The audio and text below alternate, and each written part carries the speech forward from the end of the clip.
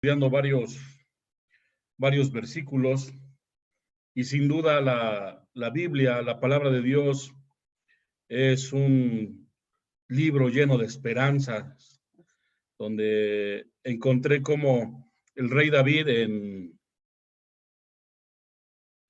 Primera de Crónicas 21:17 intercedió a favor del pueblo para que su error, su equivocación de él no viniera sobre el pueblo. Vemos a profetas como Elías, que en Primera de Reyes 18:41, cómo oró a favor avisándole a este siervo que venía la lluvia.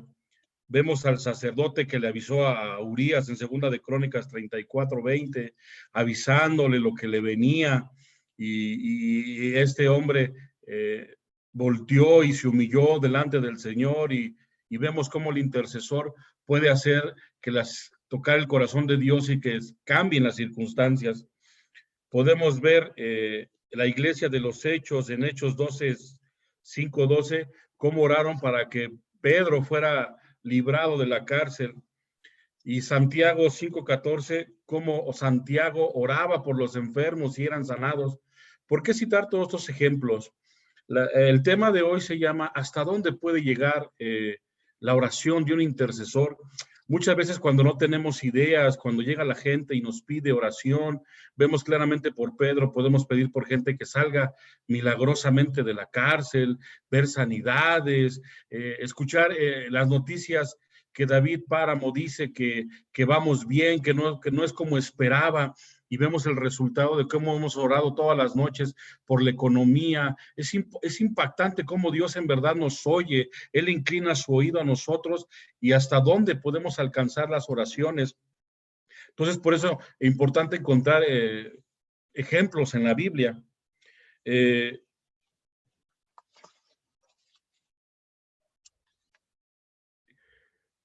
Los que estamos aquí hemos sido formados por parte de Dios con esos ejemplos y los usamos. Pero la pregunta es, la gente que está allá de aquel lado, ¿no podría ser un intercesor? ¿No podía tener un corazón? ¿No podía, sin darse cuenta, el Señor está formando en ellos, tiene puestos en ellos sus ojos para formarlos, para hacerlos unos instrumentos de ellos? Pues yo creo que mi respuesta es muy clara, que sí. Muchas veces la gente se pregunta, ¿y yo qué podré hacer con Dios? Ya estoy con Dios, ya estoy en su iglesia, y la gente dice, bueno, ¿y yo qué puedo hacer? Necesito un ministerio para caminar en las cosas de Dios, necesito ser pastor, profeta, apóstol, maestro. Pues bien, mis amados hermanos, el plan de Dios es que todos, como Dios tiene vida, su vida se vaya formando a través de nosotros, no de una forma mística, sino de una forma real. Y vean lo que dice la palabra del Señor en 2 Corintios, dice que el Señor nos ha dado el ministerio de la reconciliación. O sea, todos, absolutamente los que tenemos a Jesús, lo tomamos como nuestro Señor y nuestro Salvador, tenemos un trabajo, un ministerio.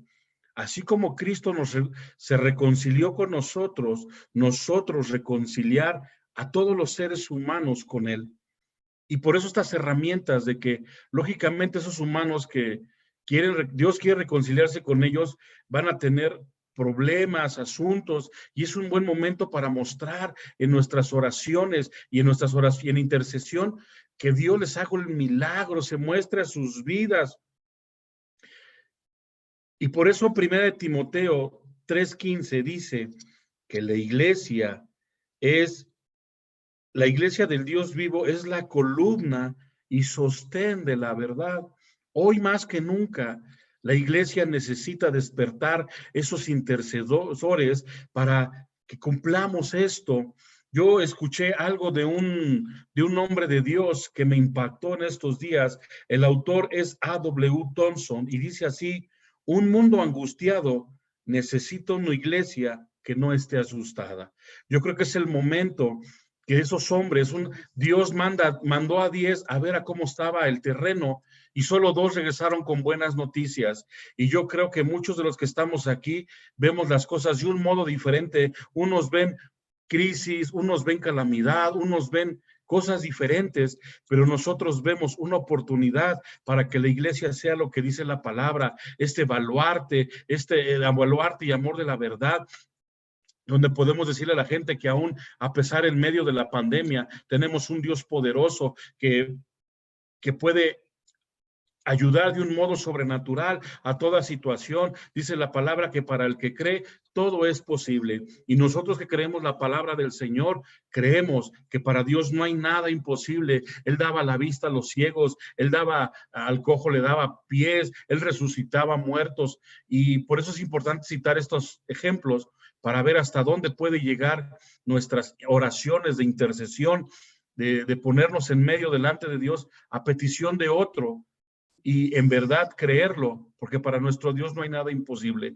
Nosotros los que estamos aquí, los pastores, estamos reunidos y lo sabemos, pero es importante, amados hermanos y amigos que están de aquel lado, que vean que ustedes también son importantes para Dios, que ustedes llegan a lugares donde nosotros no podemos llegar con su familia, pero ustedes sí, y pueden llegar y creerle a Dios y lo que es su palabra, y orar y interceder y mostrar el poder de Dios con sus familias. Y eso es lo que yo siento de parte de Dios. Nosotros, igual que ustedes, tuvimos que aprender a desarrollar. Yo me acuerdo cuando era nuevo, a mí me llegaba la gente y me decía, pastor, mi hijo está en la cárcel, ¿qué podemos hacer? Pues lo único que puedo hacer es orar.